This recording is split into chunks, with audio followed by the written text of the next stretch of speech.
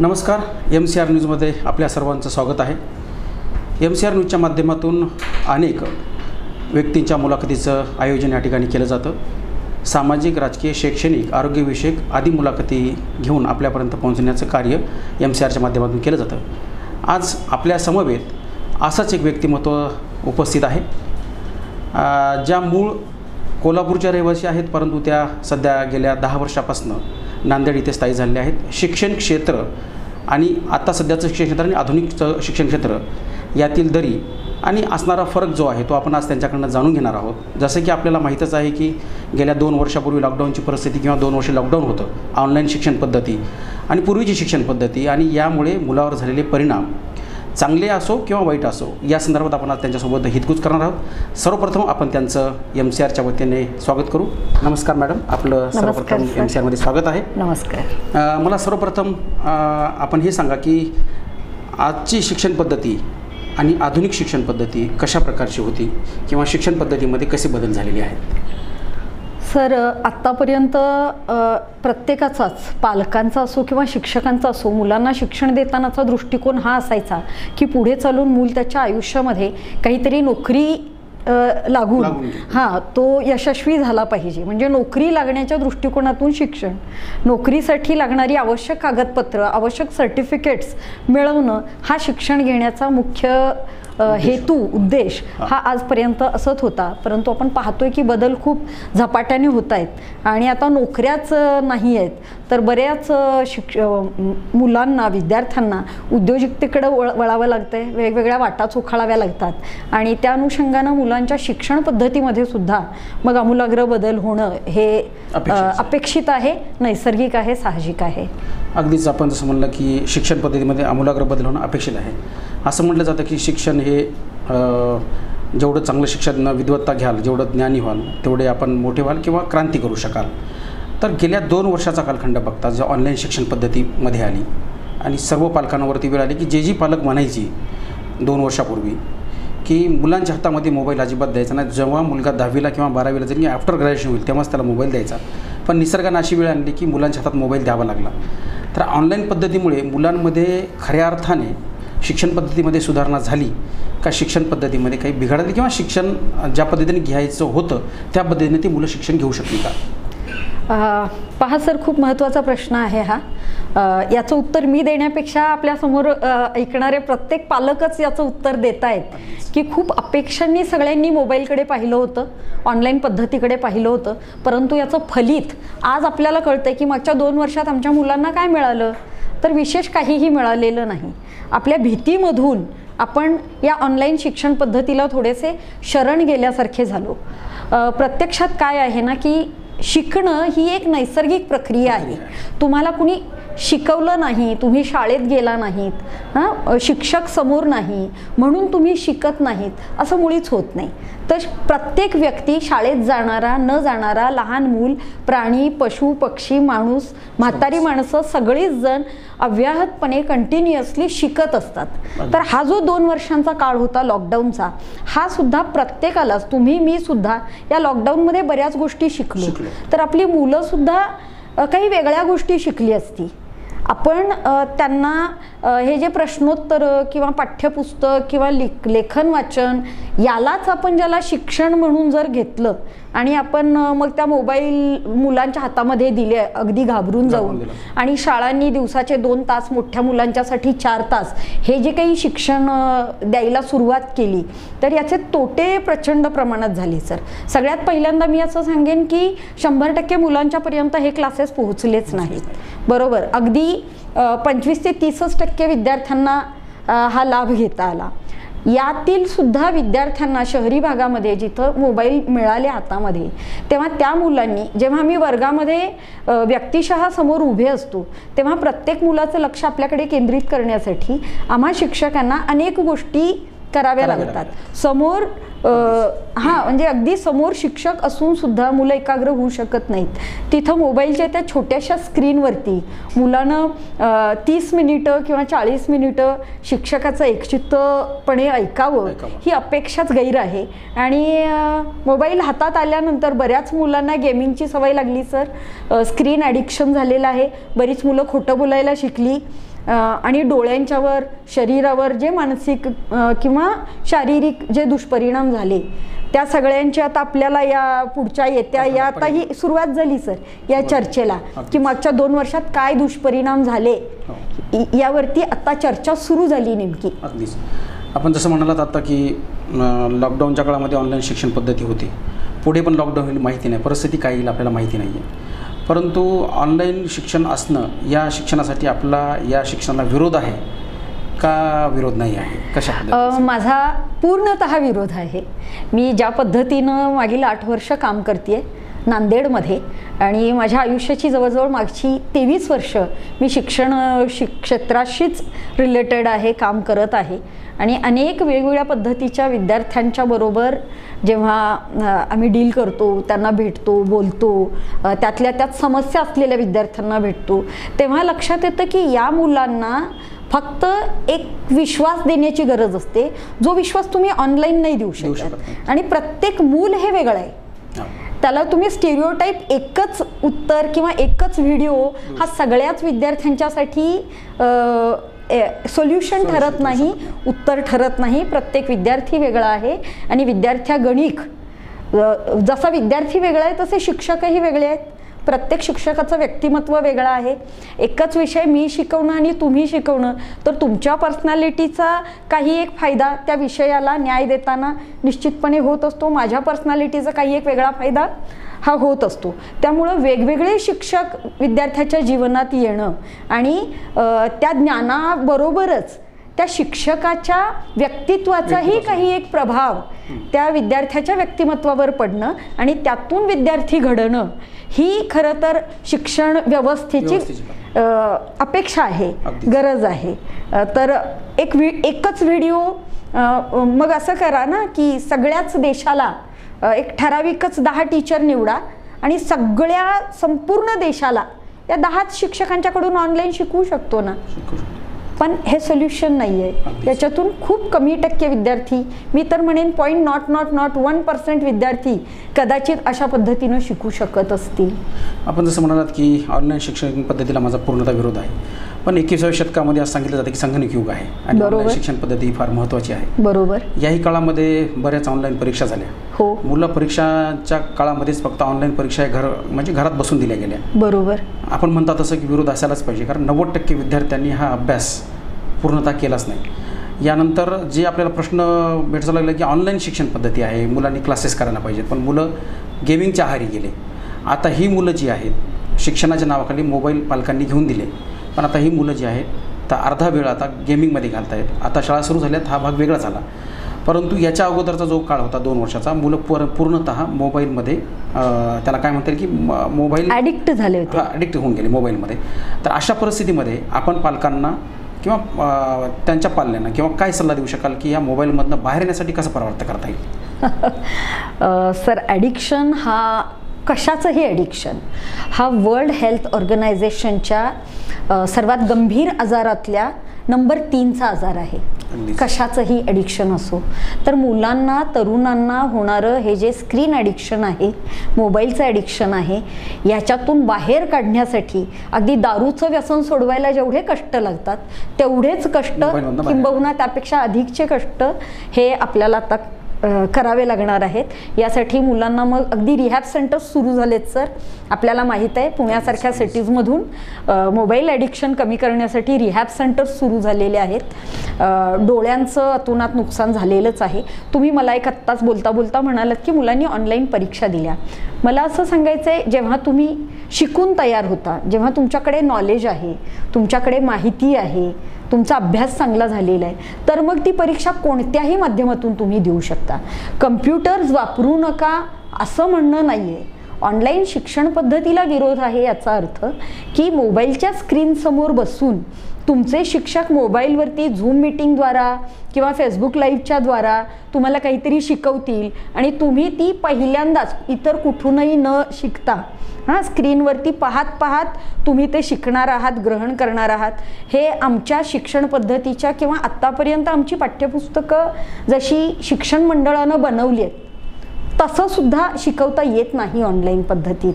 म्हणजे मी जी ज्ञानरचनावादी शाळा चालवते, प्रयोगशील शाळा चालवते, या शाळांमध्ये आम्ही नेमकं करतोय काय, काही वेगळं करत नाही. आमच्या पाठ्यपुस्तकांमध्ये जे सांगितलंय तेच आम्ही करतो. तर तिथं पाठ्यपुस्तकात काय सांगतील, चला अंगणात जा, बाहेर 4 झाडं दिसतील, 4 झाडांची 4 वेगळी वेगळी पानं घेऊन या, प्रात्यक्षिक सांगितलं जातं. मग त्यांना स्पर्श करून बघा, त्यांचा वास घेऊन बघा, त्यांना जवळ घेऊन पहा. हे सगळं ऑनलाईनमधून शक्य आहे का?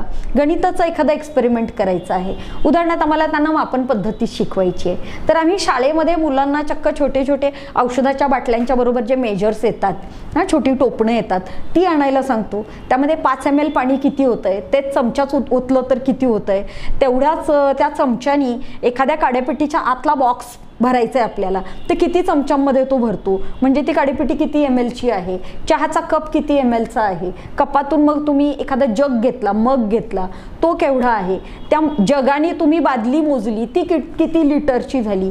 ही जी धारकता शिकवण्यासाठी जे प्रॅक्टिकल करावं लागतं आणि जो पेशन्स शिक्षकाला ठेवावा लागतो, मूल जे काही वेडवाकडं करेल त्याला करू द्यावं लागतं, हे सगळं ऑनलाईनमध्ये शक्य आहे का?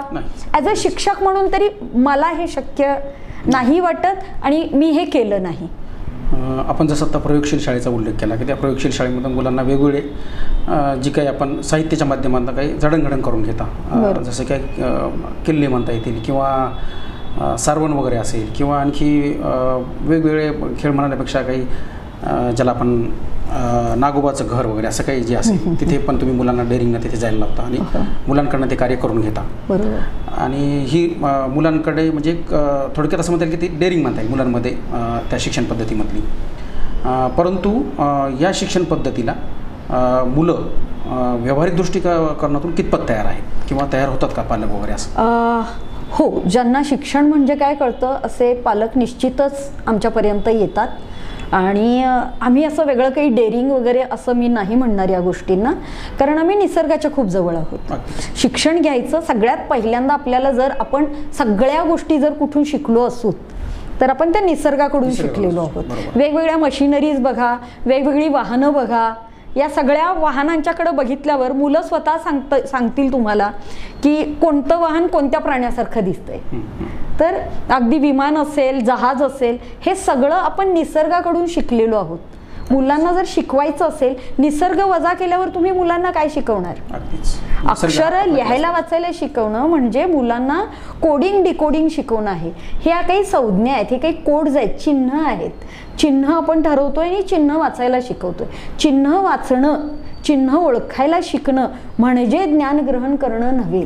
चिन्हांच्या माध्यमातून अमुक एखादी गोष्ट अशी आहे तर का आहे, याचे परिणाम काय होतील, ज्ञान घेतलं त्याचं जर मला ॲप्लिकेशन करता येत असेल तर त्याला म्हणता येईल की ज्ञान ग्रहण झालं. उदाहरणार्थ आम्ही आमच्या शाळेमध्ये एखादी भिंत लंब आहे, आपण भूमितीमध्ये लंब शिकवतो, परपेंडिक्युलर शिकवतो आणि मग सांगतो की हा परपेंडिक्युलर अगदी साधा गवंडी जो आहे बांधकाम करणारा, त्याला शाळेत गणित अवघड जात असतं, पण त्याचं आयुष्य आणि घर मात्र त्या गणितावरच चालत असतं. तर मग ते बांधकाम तो करताना काय साधन वापरतो, त्याच्याकडे जो ओळंबा आहे तो नेमकं काय करतो, तो ओळंबा, तर तो ओळंबा प्रत्यक्ष दाखवणं, ते भिंतीवरती त्यांना लावून दाखवणं, ती लंबमध्ये आहे म्हणजे काय आहे, किंवा या पद्धतीनं प्रत्यक्षात मुलांना विटा माती देऊन त्यांच्याकडून तोच कार्यानुभव म्हणून करून घेतला जातो.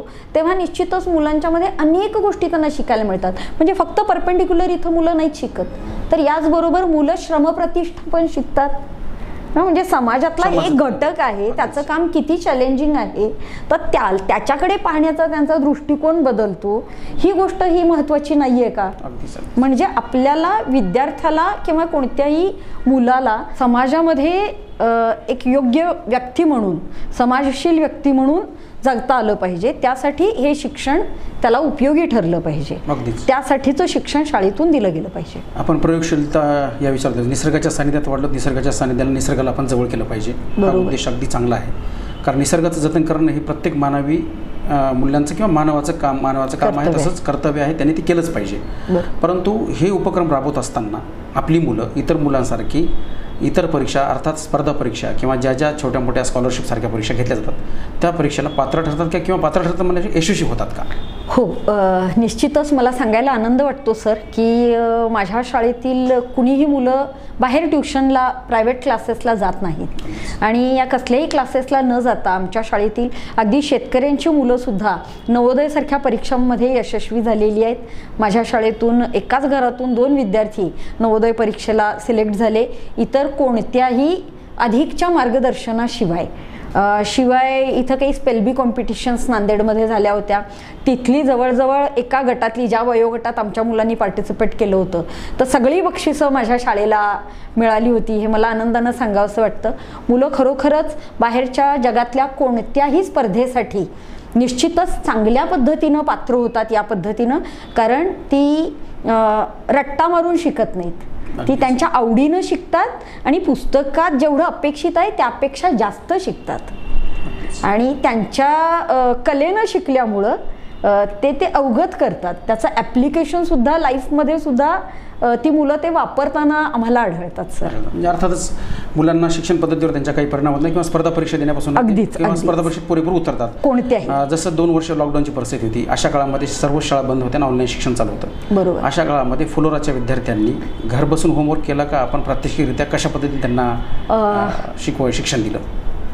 ओके सर, आम्ही आमच्या पालकांना आवाहन केलं की तुम्ही तुमच्या मुलाला दररोज ज्यांना लिहिता वाचता येतं आहे, ज्यांना अक्षरज्ञान आहे, अशा मुलांना पुस्तकांच्या दुकानात न्या किंवा न्यूजपेपर द्या किंवा घरात जी काही पुस्तकं असतील, कोणतंही पुस्तक अभ्यासाचं असो किंवा नसो, भले गोष्टीचं असो काहीही असो, आपल्याला एवढीच काळजी घ्यायची आहे की त्याचं वाचन कला विसरणार नाही. आणि यासाठी, कारण लहान मुलं आहेत सर, ती विसरू शकतात. जर सराव नसेल तर विसरू शकतात. तर आम्ही त्यांना आवाहन केलं की दररोज मुलांना हिंदी, इंग्लिश, मराठी कोणत्याही विषयामध्ये मोठ्यानं वाचायला तुम्ही द्या. आणि दुसरी गोष्ट, मुलांना आता तुम्ही घरी आहात तर जास्तीत जास्त तुमचा वेळ द्या. तुम्ही घरात जे करताय, कामं करताय, त्यामध्ये मुलांना सामावून घ्या. मुलांना घरातल्या काही गोष्टी शिकू द्यात.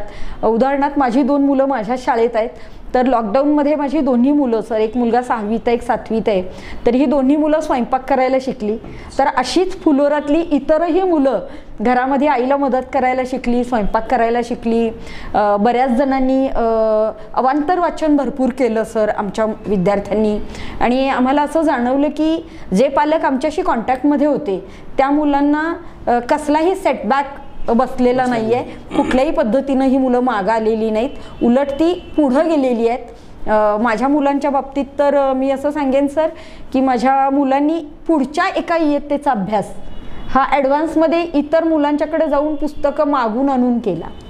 म्हणजे आता ती अभ्यासाच्या बाबतीत फुलोराची मुलं ही स्वावलंबी बनतात. ती कोणत्याही शिक्षकावर किंवा कोणावर डिपेंड राहत नाहीत. अगदीच. शिक्षण पद्धतीमध्ये आमूलाग्र बदल होत जात आहे दिवसेंदिवस. हो सर, हो सर. तर नवीन राष्ट्रीय धोरणाबद्दल किंवा त्या शिक्षण पद्धतीवर आपण काय सांगू शकाल? सर, नवीन राष्ट्रीय धोरण जे शिक्षणाचं घेतलेलं आहे ते अतिशय सुंदर आहे. आणि हे जर खरोखर आपण 100% जर इम्प्लिमेंट करू शकलो तर खरोखर भारताचा चेहरामोहरा बदलून जाईल. इतकं पोटेन्शियल या नवीन शिक्षण पद्धतीत आहे, कारण यामध्ये खरोखरच त्याचं ॲप्लिकेशन किती चांगल्या पद्धतीनं होईल हा विचार हे धोरण बनवताना केलेला आहे. परंतु मी असं म्हणेन सर की मागच्या 10 वर्षांपूर्वीसुद्धा सिलेबस बदललेला होता आणि आत्तासुद्धा आम्ही जी पाठ्यपुस्तकं वापरतोय ती खरोखर इतकी सुंदर आहेत. आत्ताची परीक्षा पद्धती ती खूप चांगली आहे, परंतु ही सगळी राबवणारी जी यंत्रणा आहे ती जुनीच आहे. आणि दुर्दैवानं शिक्षकांनी नवीन बदल हे स्वीकारलेले नाहीत. याचं उदाहरण मी थोडक्यात देईन सर की कोणतीही भाषा शिकवण्यासाठी आता सहज वाचन पद्धती नावाची पद्धती वापरली जाते. यामध्ये मग ते इंग्लिश असो, हिंदी असो, मराठी असो किंवा इतर कोणतीही भाषा असो, तर भाषा शिकवताना मुळाक्षरं न शिकवता डायरेक्ट त्या मुलाच्या नावापासून तुम्ही शिकवा अशी सुरुवात करायची आहे. म्हणजे शब्द पद्धती वापरायची आहे, सेंटेन्स पद्धती वापरायची आहे, परंतु ही वापरताना शिक्षकांना आम्ही पाहत नाही. याच्यामुळं होतं काय सर की इंग्लिश आहे उदाहरणार्थ, तर आता मुलांना इंग्लिश वाचता किती येतंय, प्रश्नांची उत्तरं किती देता येतात यापेक्षा महत्त्वाचं आहे मुलांना इंग्लिश बोलता किती येतंय. म्हणजे कम्युनिकेटिव्ह इंग्लिश हा आत्ताचा सिलेबस आहे, पण मग प्रत्यक्षात तो रिझल्ट आपल्याला दिसतोय का?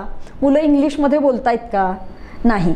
मराठीचा सिलेबस 10वीचा पेपर तुम्ही पाहिला सर तर तुमच्या लक्षात येईल की त्यामध्ये पूर्वी जो सिलेबस होता की 12 वाक्यात उत्तरं द्या, 16 वाक्यात उत्तरं द्या, असं काहीही नाही आहे. तर यामध्ये कॉम्प्रिहेन्सिव्ह आहे की तुमचं लाईट बिल देतील घराचं आणि त्याचं तुम्हाला किती आकलन होतंय, म्हणजे तुम्हाला समजतंय किती, वाचलेला जे काही तुम्ही वाचता आहात त्याचं तुम्हाला आकलन किती होतंय. तुम्हाला एखाद्या नगरसेवकाला एखादं पत्र लिहायला सांगितलं जाऊ शकतं, तुमच्या नगरपालिकेला एखादी तक्रार द्यायला सांगितली जाऊ शकते. म्हणजे ज्या गोष्टी प्रत्यक्षात आयुष्यात जीवन जगताना तुम्हाला करायच्या आहेत त्याच गोष्टी आता परीक्षेमध्ये विचारल्या जातात. हे करायला मुलं किती शिकतायत हा मुद्दा आहे. तर यामध्ये आपण पाहतो की मुलं परीक्षेसाठी घाबरलेली असतात, म्हणजे ती या गोष्टी शिकत नाहीत. अगदीच आपण जसं म्हणालात की नवीन शैक्षणिक धोरणाबद्दल शिक्षक किंवा त्या मोठ्या मोठ्या संस्था ह्या धोरण स्वीकारला तयार आहेत किंवा काही अंशी धोरण स्वीकारलं असेल.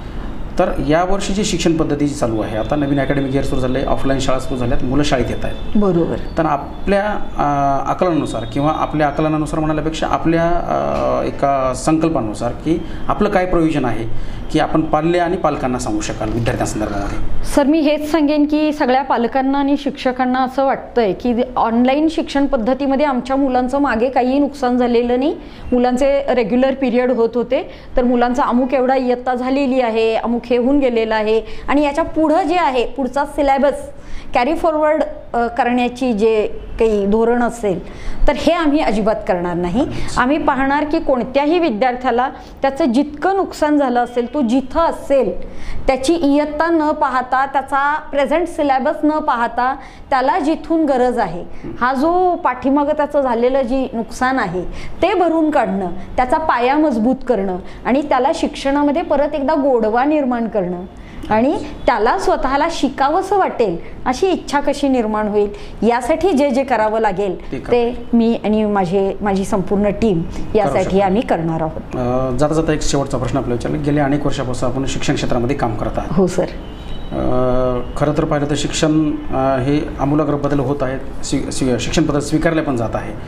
परंतु 7 ते 8 वर्षामध्ये आपण शिक्षण पद्धतीमध्ये बदल करत बरेच बदल केले, बरेच स्ट्रगल केलं, प्रयोग केले. या प्रयोगातून आपण बाहेर आलात आणि हे प्रयोग करत असताना आपल्याला अचानक पद्धतीने मराठवाडा लोकसेवा मंडळ नेरली येथे 40 जागा मिळाली. हो सर. तर या संदर्भामध्ये नवीन संधी आणि नवीन जागा या संदर्भात काय सांगू शकाल? सर मी खरोखरच खूप सुदैवी आहे.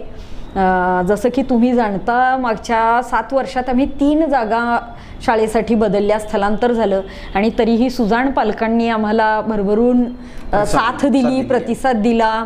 चांगले विद्यार्थी आमच्याकडून घडले आणि मराठवाडा लोकसेवा मंडळ नेरली हे खूप मोठं नाव आहे सर नांदेडमध्ये. इथं कुष्ठधाम होतं आणि सगळे संस्थापक पद्मश्री शामरावजी कदम यांनी ही संस्था स्थापन केली आहे आणि या संस्थेची नेरली इथं जवळजवळ 60 एकर नंदनवन आहे सर. या नंदनवनामध्ये फुलोरा नंदनवन इंग्लिश स्कूल आता या अकॅडमिक वर्षामध्ये सुरू होत आहे आणि खरोखरच फुलोराला ज्या पद्धतीचं वातावरण हवं होतं, कारण फुलोरा ही भिंतींच्या मधली शाळाच नाही आहे, फुलोरा ही निसर्गातली शाळा आहे आणि म्हणतात ना आंधळा मागतो 1 डोळा आणि देव देतो 2 डोळे. तर माझी जी तीव्र इच्छा होती, मला ज्या पद्धतीनं काम करायचं आहे त्या इच्छेला भरभरून निसर्गानं मला साथ दिली आणि ही संधी मला मिळाली. आता मी एकटी नाही आहे, हे जे एक पाठबळ मिळालं आहे, मराठवाडा लोकसेवा मंडळ माझ्यासोबत आहे, तर ही माझ्यासाठी खूप मोठी गोष्ट आहे. तर मागच्या 7 वर्षात आम्ही जे करू शकलो नाही, लोकांच्यापर्यंत पोहोचू शकलो नाही, तर मराठवाडा लोकसेवा मंडळामुळे आता फुलोरा नंदनवन ही शाळा अगदी प्रत्येक पालकापर्यंत सहज पोहोचू शकेल आणि प्रत्येक विद्यार्थ्याला नंदनवनातल्या या निसर्गातल्या शाळेचा आनंद घेता येईल अशी मला आशा वाटते सर. जाता जाता पालकांना काय संदेश देऊ शकाल? पालकांना मी एवढंच सांगेन, ही आपली मुलं आहेत, आपण पाळलेले घोडे नाही आहेत. यांना रेसमध्ये उतरवण्यासाठी आपण निश्चितच जन्म दिलेला नाही. आपण सगळेच जण आई बाबा म्हणून एवढंच इच्छितो की आपल्या मुलांचं आयुष्य हे आनंदाचं सुखासमाधानाचं जावं, जगातल्या सगळ्या चांगल्या गोष्टी त्यांच्या नशिबात त्यांना मिळाव्यात आणि आपल्या मुलांनी सदैव सगळ्यांशी चांगलं वागावं आणि सगळ्यांनी आपल्या मुलांशी चांगलं वागावं. आणि यासाठी आपण त्यांना आज शाळेत पाठवतोय. त्यांना चांगला माणूस म्हणून आपण त्यांना शाळेत पाठवतोय. त्याला कमी मार्क्स मिळतील किंवा जास्त मिळतील, तो यशस्वी होईल, अतियशस्वी होईल किंवा कदाचित ॲव्हरेजमध्ये राहील, तरीसुद्धा ते आपलं मूलच आहे. आणि आपण पालक म्हणून आपल्या मुलाच्या सोबत त्याला आत्मविश्वास देण्यासाठी सदैव उभं राहिलं पाहिजे, एवढीच अपेक्षा. निश्चितच या ठिकाणी शिक्षणामध्ये होणारे आमूलाग्र बदल असतील किंवा शिक्षण पद्धतीत झालेले बदल असतील, या संदर्भामध्ये ऑनलाईन शिक्षण पद्धती किंवा आधुनिक काळातील शिक्षण पद्धती, जरी वेळ असेल तरी वेळ आणि काळ ह्या दोन्ही सोबत येत नसतात, मागे पुढे होतच असतात. आपण असं म्हणतो की शिक्षण हे वाघिणीचं दूध आहे आणि जो पिईल तो गुरगुरत राहील. खऱ्या अर्थानं शिक्षण ही जननी आणि शिक्षणातूनच माणूस ज्ञानवान मोठा होतो, कीर्तिवान होतो. आणि या शिक्षण पद्धतीच्या बाबतीमध्ये या ठिकाणी आपल्याला जे अतिशय मोलाचं मार्गदर्शन सर्व प्रेक्षकांना केलं अशा सुनीता पाटील यांनी आपल्या पालकांना आणि पाल्यांना निश्चित पद्धतीने शिक्षणावरती निसर्गाच्या सानिध्यात राहून आपण निसर्गाच्या जडणघडणीत वाढलो हा एक संदेश दिला. आणि शिक्षण हे हसत खेळत म्हणाल्यापेक्षा शिक्षण पद्धती किती चांगल्या पद्धतीने करता येईल किंवा शिक्षण किती चांगलं घेऊन आपल्याला पुढं जाता येईल हा जो मौलिक सल्ला दिला. आणि प्रॅक्टिकली ज्याला आपण प्रयोगशील शाळा म्हणतो, ती प्रयोगशील शाळा कशी असायला पाहिजे, कारण आजकालचं बदललेलं वातावरण आणि शाळेचं बदललेलं सर्व फायनान्शियल स्ट्रक्चर या गोष्टी सर्व सध्याच्या बाबतीमध्ये अवघड होऊन बसलेल्या आहेत. यासाठी आपण प्रयोगशील शिक्षणाकडे वळलं पाहिजे असा त्यांनी या ठिकाणी मौलिक संदेश आपल्यापर्यंत पोहोचवला आहे. आपल्या सर्वांचं मी आपल्या वतीनं आपल्या सर्वांच्या वतीनं पाटील मॅडमचं मी या ठिकाणी स्वागत करतो आणि मुलाचा आपल्या वेळातला वेळ काढून आम्हाला मार्गदर्शन केलं त्याबद्दल धन्यवाद व्यक्त करतो. धन्यवाद मॅडम, खूप खूप आभार. धन्यवाद. थँक्यू.